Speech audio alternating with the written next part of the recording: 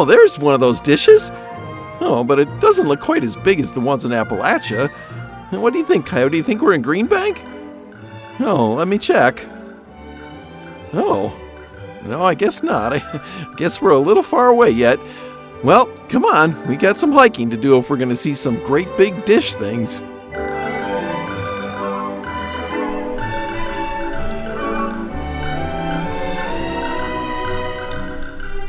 Well, gee whiz, folks, would you look at that? At first it looks like we're just out here in good old farm country, pastures, a barn, and the rolling hills of West Virginia. Something right out of a Norman Rockwell painting. But hang on to your merit badges because bam, there it is. The biggest, most stupendous moving radio telescope in the entire world, right here in the quiet little valley of Greenbank. Now that's a picture right out of a storybook, but with a giant ear to the cosmos plunked right in the middle of it.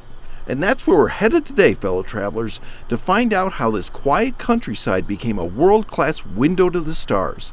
So lace up those hiking boots and keep your eyes peeled, because Chipmunk's got a cosmic adventure in store for you. Come on! And here we are, folks, at the National Science Foundation's amazing Greenbank Observatory. The observatory is located at 155 Observatory Road in Greenbank, West Virginia, which is routes 92 and 28. Here you'll not only see one of the most spectacular arrays of radio telescopes in the world, but you'll have the opportunity to learn how they work, the awesome discoveries that have been made here, and see why the Greenbank Observatory is helping unravel the secrets of the universe. Our story begins in the early 1950s. After World War II, science and technology were booming, and radio astronomy was just beginning as a field of study. Traditional telescopes showed us light from the stars, but scientists had realized the universe was broadcasting on another channel, radio waves. To study these signals, astronomers needed a very quiet place, somewhere far away from buzzing power lines, television antennas, and later cell phones. Greenbank was chosen because it sits in the Allegheny Mountains, a natural shield that blocks many outside radio signals. Add to that the creation of the National Radio Quiet Zone in 1958, covering 13,000 square miles of Virginia, West Virginia, and Maryland, and Greenbank became the quietest place in America when it comes to radio interference. The first telescope here, called the 85-foot Tatel telescope, was completed in 1959. It wasn't huge by today's standards, but it quickly made history. It was used by a young scientist named Frank Drake, who launched something called Project Ozma. This was the very first scientific experiment to search for signals from extraterrestrial civilizations. Yep, that's right, the search for alien life started right here in Greenbank, West Virginia. From there, Greenbank expanded. Dozens of telescopes were built over the decades, each more powerful than the last. Some studied pulsars, those spinning magnetized stars that act like cosmic lighthouses. Others mapped gas clouds in the Milky Way. Greenbank telescopes even helped confirm the mysterious radiation left over from the Big Bang. But it wasn't always smooth sailing. In 1988, disaster struck when the massive 300-foot telescope, one of the largest in the world at the time, collapsed. Decades of stress on the structure caused bolts to fail, and in less than a minute, the telescope crumpled into a pile of twisted steel. For the scientific community, it was like losing a dear friend. But out of the tragedy came renewal. Engineers and astronomers dreamed bigger, and in 2000 they unveiled the Robert C. Byrd Greenbank Telescope, known simply as the GBT. At 485 feet tall, and with a dish spanning over 100 meters across, it remains the largest fully steerable radio telescope on Earth. So what does the GBT actually do?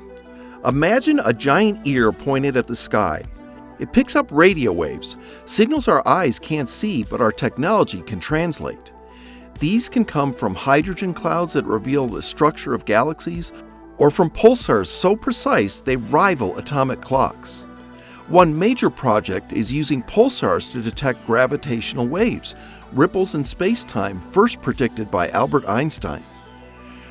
The GBT also helps the Global Event Horizon Telescope project, the one that took the first picture of a black hole in 2019. And yes, it still participates in search for extraterrestrial intelligence, scanning nearby stars for unusual signals. Today, Greenbank is more than just one telescope. It's a research campus, a training ground for students, and a hub for international collaboration. Astronomers from all over the world apply for precious hours of observing time. And all of this happens in this quiet West Virginia valley, where the only chatter allowed comes from the cosmos. Arriving at the Greenbank Observatory, one of the first things you'll see before heading to the Science Center to begin your adventure is the Reber Radio Telescope. Built by astronomy pioneer Grote Reber in his backyard in Wheaton, Illinois, back in 1937, it was the first purpose-built parabolic radio telescope and ushered in an era of scientific advancement and discovery. It's now a national landmark and a major part of astronomy history.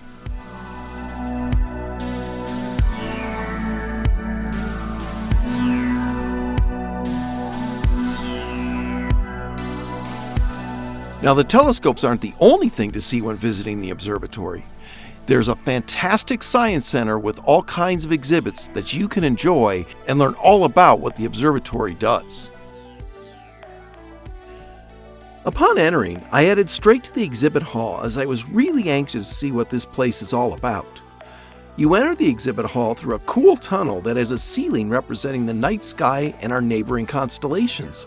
So cool already.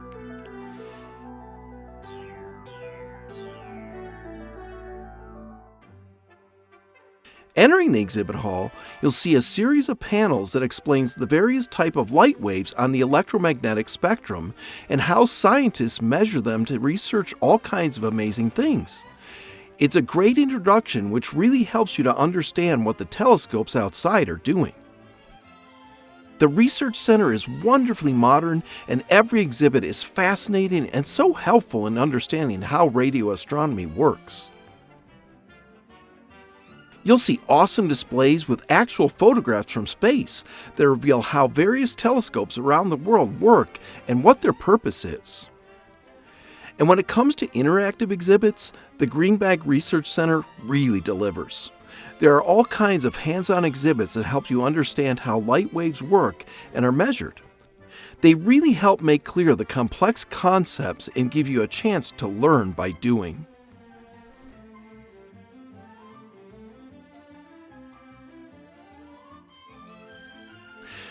There's some awesome technological exhibits as well, such as a spectral display that allows you to see yourself in infrared.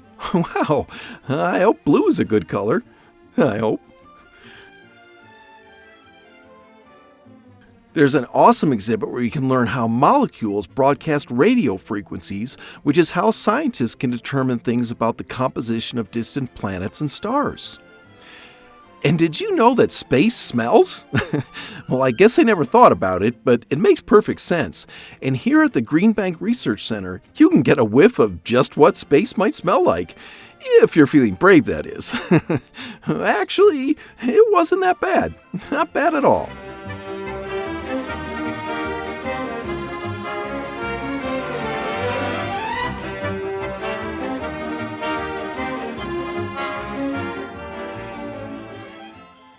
There's just so many amazing interactive exhibits, and each one makes learning so much more fun. You can see how the universe expands and contracts with the push of a button. It's really cool.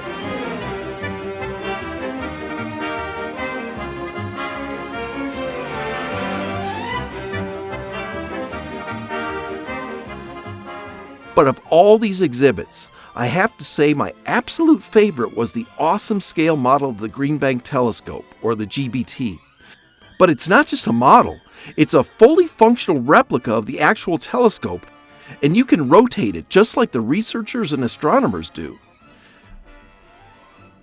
It allows you to see how the GBT is positioned to search the galaxy for radio waves, and allows you the chance to see what it would be like to point it to a distant star or a nearby planet to search for answers about black holes or maybe even an alien civilization. The sky's the limit. But now that we've seen this, what do you say we head outside and see the real thing?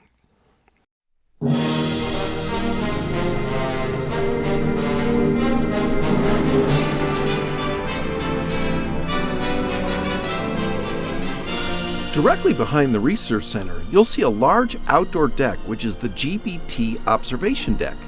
Here you'll find some informational signs that provide some basic information about the GBT, so you can get an idea of just how big it is, noting that it stands taller than the Statue of Liberty and weighs in at 8,500 tons. Then, when you look across the fields, you'll see it firsthand, and boy oh boy is that an impressive sight.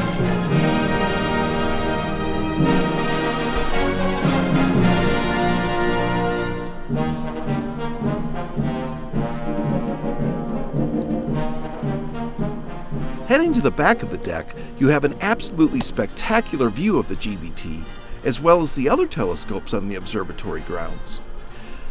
The GBT observation deck is a great way to view this technological marvel and watch it move as the researchers position it for various tasks. Watching it in motion is nothing short of awesome.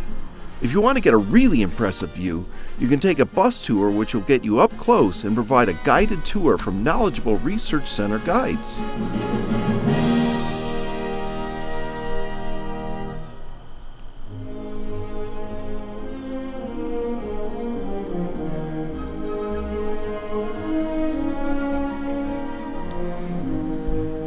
Wow, just look at that. If you're a hiking inclined individual like me, you can walk parts of the grounds and get up fairly close to the telescopes for some amazing photography, or just to be awed by the fact that these are listening to radio waves from deep space. But remember, leave your cell phones in the car or make sure they are set to airplane mode before coming back here to see the telescopes. An active cell phone will interfere with the experimentation going on, and you don't want to be that guy. Well, now that we've seen it in the real world, let's go into Fallout 76 and see just how much it compares to the in-game version. Now, in the real world, you can see the telescope from a pretty far distance, the same as you can in the game. The most significant difference between the in-game version and the real-world version is that in the game, the GBT is surrounded by a lot of rocks and trees, so you don't get that distant view like you do in the real world. But as you can see, the in-game version of the GBT is identical to its real-world counterpart. Next, we have the Research Center. Now, the real-world version is pretty pristine and is a beautiful modern building. The in-game version, not so much. But, as you can see here, there are similarities between the two. Notice that the in-game version is kind of a modernistic building, and if you look toward the top, you'll see those arch structures with the windows. That's exactly the way the real-world version is. So, it's not a perfect in-game match, but there are similarities, and it's certainly in the exact same location. So, the in-game version, I give it a 7 out of 10. Next, we come to one of the Greenbank Observatory's support buildings, and as you can see, it's definitely a maintenance building of some sort. So it's very similar to the in-game version, although it's not home to a bunch of super mutants in the real world. But as you can see, it is similar, and it's in a similar location to the GBT. So maybe this was the inspiration, maybe not. I'm not sure, but the only thing missing is the water tower, really, and you can find that in Huntersville. Our next stop is what's called the 20-meter telescope, and this, my friends, is a definite in-game match. Just take a look at the dish and the base structure in the game, and you can see this is exactly the match for the 20-meter telescope in the real world. It's an impressive in-game match, and I'm giving this one a 10 out of 10. And finally, we have the GBT itself. I'll just let the images do the talking on this one.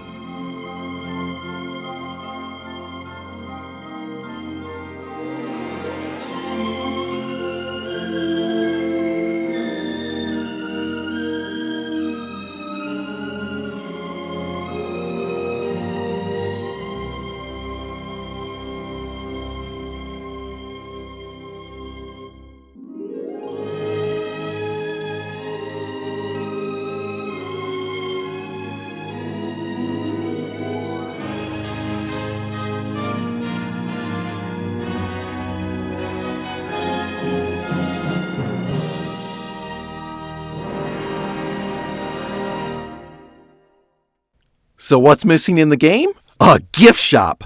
But we've got one in the real world. Come on, let's go in and check it out. Boy, oh boy, No trip anywhere is complete until you visit the gift shop. And let me tell you, kids of all ages, this one does not disappoint. Hungry? How about some freeze-dried space food like an ice cream sandwich? There's lots of scientific toys and puzzles and all kinds of science books full of fun activities and experiments for all those junior scientists out there.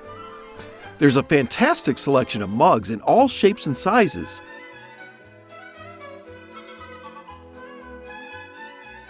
There's a huge selection of awesome t-shirts sporting all sorts of cool graphics and designs. There is something for everyone here, and you'll have a great time just walking around and taking it all in.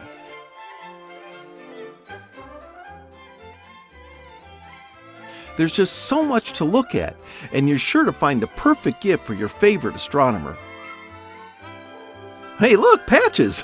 Perfect gift for me! Hint, hint.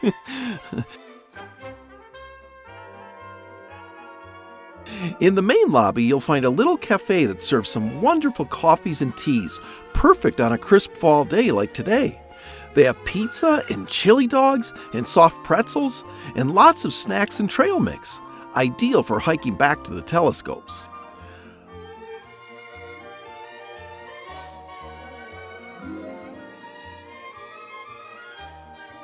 Across from the lobby is a spectacular atrium that looks out over the Greenbank property. From here you can see the GBT and all the other telescopes, no matter what the weather outside is doing. And notice the architecture. It's very similar in design to the actual telescopes, so that's pretty cool. This is an absolutely perfect place to enjoy your lunch from the Starlight Cafe while looking out at the beautiful Allegheny Mountains and see the telescopes pointing to the sky gathering data about the galaxy. Just imagine visiting here the day the GBT or some future telescope picks up the first transmission from an alien civilization. Anything is possible. Just look at that view, folks. It's inspiring to see the natural beauty of the landscape sharing space with this amazing technology that's receiving transmissions from the universe, allowing us to learn about our place in it. The symmetry of it's moving, to say the least. To me, this place represents the great potential we have as a people to respect and celebrate the wonders of our planet while looking outward with the same wonder and respect for what's beyond. So whether you come for the science, the history, or just to marvel at the world's largest moving ear pointed at the heavens, the Greenbank Observatory has something for everyone. Here in this quiet valley, we're reminded that curiosity has no borders, that even from a small town in West Virginia, we can listen to the farthest reaches of the universe.